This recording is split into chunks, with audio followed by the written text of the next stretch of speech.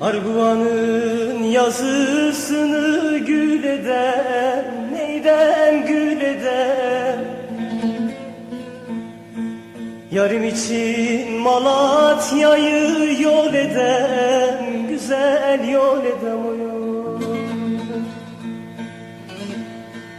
Benden başkasına yarim dediyse, yarim dediyse, yakayım da ben kendimi kül eden, güzel kül eden o yol. Benden başkasına yarim dediyse, yarim dediyse, yakayım da ben kendimi kül eden, güzel kül eden o yol.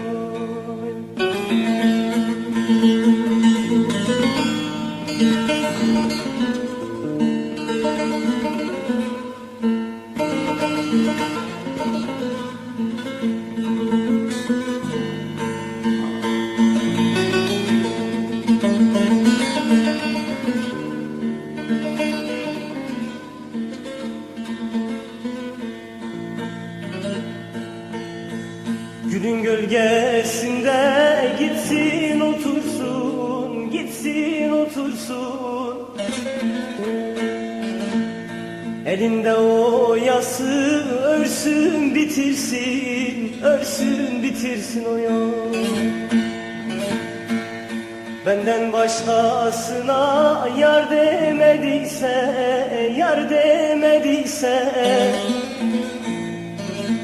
yar benim ömrümü de yesin bitirsin, yesin bitirsin o yol.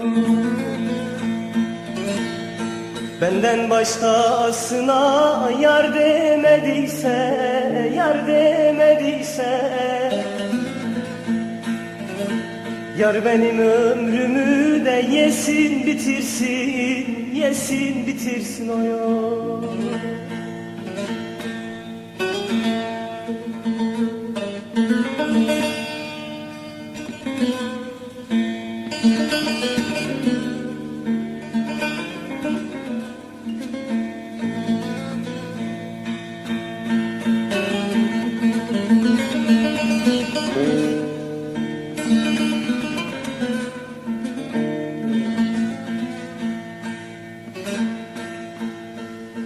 Bağların içinde deste gülüm var, deste gülüm var.